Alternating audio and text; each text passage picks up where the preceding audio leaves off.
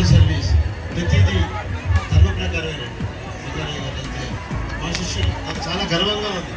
నాకు మరొక జన్మంటూ ఉంటే మళ్ళీ స్కూలే పెడతాను, మా శిష్యులే నేను తీసుకుంటాను. ఇది నాకు చాలా గర్వంగా ఉంది నాన్న.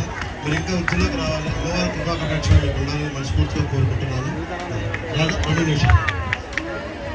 మోటివేషనల్ స్పీచెస్ కంటే ఫస్ట్ మా సార్ గురించి చెప్పడం నాకు చాలా ముఖ్యం. కాబట్టి మొదటగా సారు ఈ రోజు వరకు 38 సంవత్సరాలు ఈ స్కూల్ స్టార్ట్ అయింది. సార్ ఏమి పెట్టి పుట్టి రాలేదు ఈ స్కూల్ పెట్టడానికి. కిరాయి సైకిల్ మీద నడుచుకుంటూ ట్యూషన్స్ తో స్టార్ట్ అయిన స్కూల్ ఇది. తెలుసా? ఎవరికి తెలియదు. ఇద్దరు, చిన్న సార్ పెద్ద సార్. ఈ సార్ పేరు అయితే నాకు 38 సంవత్సరాలు. నేను 6 సంవత్సరాలు ఉన్నప్పటి నుండి సార్ స్కూల్లో ఉన్నాము. ఇప్పటికి కూడా అదే ప్రేమ అభిమానం. ఎందుకంటే మేడం కూడా అప్పటికి ఇంకా పెళ్లి కాలేదు సార్కు. చిన్న సార్ పెద్ద సార్ ఇద్దరు వచ్చేది. నాకు తెలిసి సెకండ్ అడ్మిషన్ థర్డ్ అడ్మిషన్ ఉన్నది స్కూల్లో. ఆ రోజు నుండి ఈ రోజు వరకు కూడా ఏ కార్యక్రమం కానీ స్కూల్ కానీ మేము ఇంత ఇక్కడ ఉన్నత స్థాయిలో ఉన్నామంటే దానికి మా తల్లిదండ్రులు ఎంత చేశారో కనీసం మిగిలిన కార్యక్రమం సమయం మొత్తం ఆ ఉన్న 10 సంవత్సరాలు సార్తో ఉన్నాను కదా, సమయం మొత్తం ఓన్లీ భోజనానికే ఇంటికి వెళ్తుంటుంది. మిగిలిన సమయం మొత్తం సార్తో పాటే సార్ రూమ్లోనే ఉన్నట్టుంటుంది. ఎందుకంటే 10th 7th మొదటి బ్యాచ్ మాది, 10th మాది మొదటి బ్యాచ్. అందరూ కూడా ఆల్మోస్ట్ అందరూ పాస్ అయ్యారు. అందరూ కూడా మంచి పొజిషన్లో ఉన్నారు. ఇప్పుడు సార్ చెప్పినట్టు దేవాలయం సార్ మీరు ఇచ్చిన ఇన్స్పిరేషన్స్, మీరు నేర్పిన సనాతన ధర్మం ఎలా కాపాడాలి, మనం ఎట్లా ప్రొవైడ్ చేసుకోవాలనేది ఆ పద్ధతి నేర్పించారు. కాబట్టి మేము ఇంత డిసిప్లిన్గా ఇట్లా ఉన్నాం.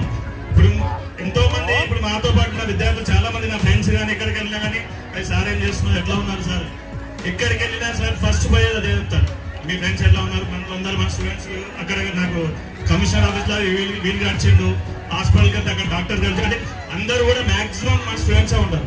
ఎక్కడికి వెళ్ళినా సార్ అదే చెప్తారు, వాళ్ళ కొడుకు ఎంత అభివృద్ధి అయిందో వాళ్ళ కొడుకు కన్నా మా లాంటి స్టూడెంట్స్ అందరూ అభివృద్ధిలోకి వచ్చినప్పుడు అప్పుడు ఎంత చాలా ఆనందిస్తారు. ఎందుకంటే 100 సార్లు చెప్పింది మాకు ఇట్లా, అదే మీరు ఇంత అభివృద్ధిలోకి వచ్చినప్పుడు నేను చాలా ఆనందిస్తాను.